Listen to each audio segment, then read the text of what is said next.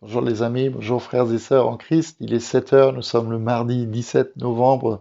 C'est un vrai plaisir pour moi de vous retrouver ce matin, comme tous les jours d'ailleurs, pour ce temps de partage qui a pas seulement un enrichissement, en tout cas je l'espère, pour vous, mais aussi pour moi, parce que je sais que le Seigneur, il veut que nous expérimentions de plus en plus cette dimension de son amour qu'il a pour nous. Nous sommes tellement aimés par notre Dieu. Il y a ce fameux texte de l'apôtre Paul dans la première lettre aux Corinthiens, chapitre 13, que beaucoup connaissent, parce qu'on le lit souvent au mariage. Et je me suis fait une réflexion autour de ce petit passage qu'on appelle le cantique de l'amour.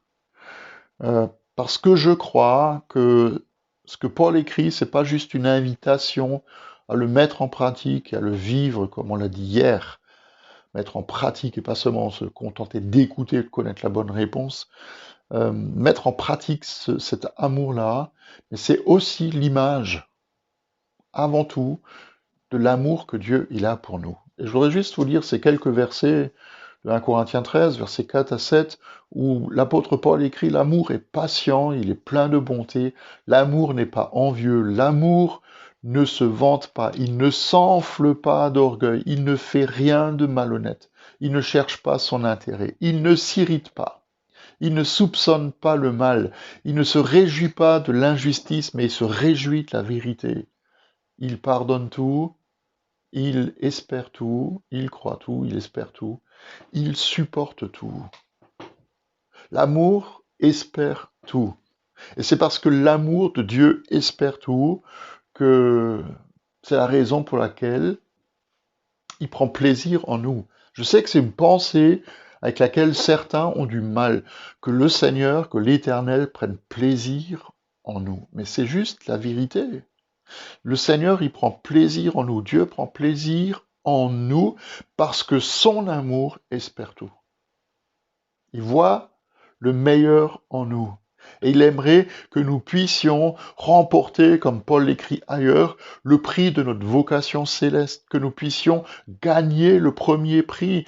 Son amour espère tout, et c'est la raison pour laquelle nous pouvons laisser derrière nous ce qui a besoin de l'être, pour regarder en avant et courir en avant, et vraiment vivre, pour que nous puissions porter la marque de sa présence en nous et sur nous et autour de nous. C'est quoi sa marque de fabrique? C'est très simple. C'est l'amour, l'amour, l'amour et encore plus d'amour.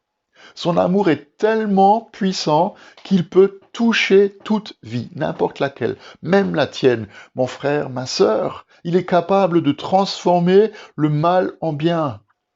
Alors s'il vous plaît, ne mourons pas dans notre dépression, dans notre colère, dans notre douleur, dans notre solitude, dans les ténèbres, mais laissons cet amour nous saisir, nous tenir, et laissons-le nous parler d'espérance et de courage jusqu'à ce que nous soyons prêts, vraiment prêts et capables de vivre de son amour. Jésus-Christ, il est l'image, il est l'incarnation, et il est aussi le témoin de cet amour du Père qui est venu pour que nous ayons la vie et pour que nous n'ayons plus à mourir dans nos souffrances et dans nos colères ou dans notre dépression. Si je peux me permettre de le dire ainsi, il a aimé les gens jusqu'à ce qu'ils reviennent à la vie. Jésus pouvait aller partout, n'importe où, rencontrer n'importe qui, s'arrêter pour celui ou celle qui avait juste besoin d'être aimé. Comme nous. Juste ce besoin d'être aimé. Même un brigand sur la croix qui paye pour ses fautes et pour ses crimes et qui va mourir, il va faire l'expérience que l'amour de Dieu est plus fort même que la mort.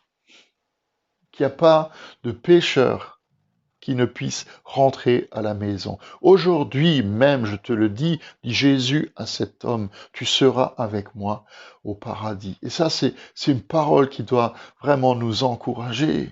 Il faut qu'on sorte de nos tombes pour que nous vivions de cet amour éternel que le Père a pour nous. Chacun d'entre nous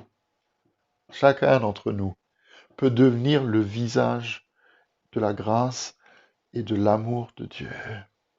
Amen.